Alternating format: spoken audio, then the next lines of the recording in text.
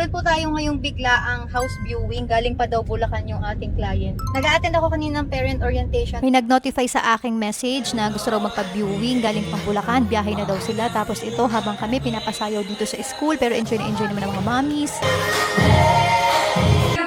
And then discussion kung ano yung mga dapat gawin, sundin ng mga parents, guardians, and students. Tapos biglang nag-message, nandito na raw sila, galing pang Bulacan. May mga subdivision siyang nagustuhan na, yun yung mga pupuntahan namin mamaya. Ngayon na doon sila sa Eco Verde, ina-assist na sila doon sa office, in-endorse ko sila doon sa mga staff para maasikaso sila, para hindi masayang ang oras nila.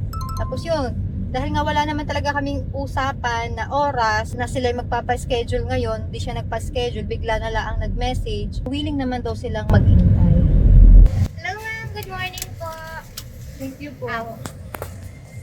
Kami po ay kakain muna habang iniintay yung kliyente. Tapos na raw sila dun sa Eco Verde, so doon na raw kami mag-meet sa kasunod na subdivision kung alin yung kanilang titingnan. So ganito ang aming life. Ano kayo? Nandito na kami sa Linville Estate sa barangay Coyumanggi, Lipa City, Batangas. Ito yung pinakamurang 2-story single attached dito sa Lipa City. Kahit pagpaikot-ikot na ako dito sa buong area, wala talaga akong makita na mas mababa pa dito sa 2-story single attached ni Linville Estate. Single attached, lahat po ng available na bahay dito, ganito. Tapos ito po ay doon po itatayo sa kabila. Ay, si Ma'am Buba yan. Hello po! Hi, Ma'am! Ayan po. So ito po. Ayan po, nice meeting you po.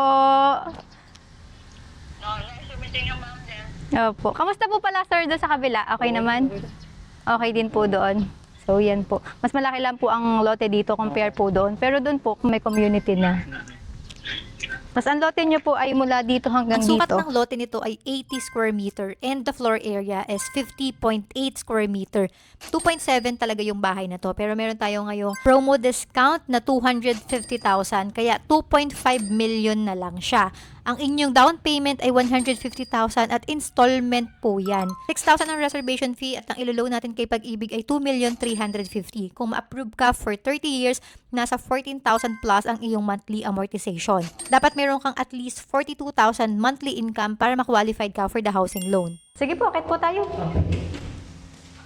Galing pa pala kayong Bulacan. Ba't nyo nagustuhan dito sa Lipa? Lalagay na sa tire. Ayan. Sa 25 na ako papasok. Okay po ma'am. O yun po, kung 25 years naman po, nasa 15,000 above po yung inyong amortization. Sige po. Yun po ang ating option number 2. Sige, ma'am. Ano po? Yung sa ating option number 3 naman po, isa-send ko ma'am sa inyo para habang kami po ay nasa biyahe, ma-review nyo din po. Pwede din po doon ang Pag-ibig. Siguro po ay mga 15 minutes, ganyan. Try na rin po natin kasi malayo ang pinanggalingan nyo. Para sulit po. Kasi malayo nga po. Kaya pa naman sir, maaga pa. Don't worry po.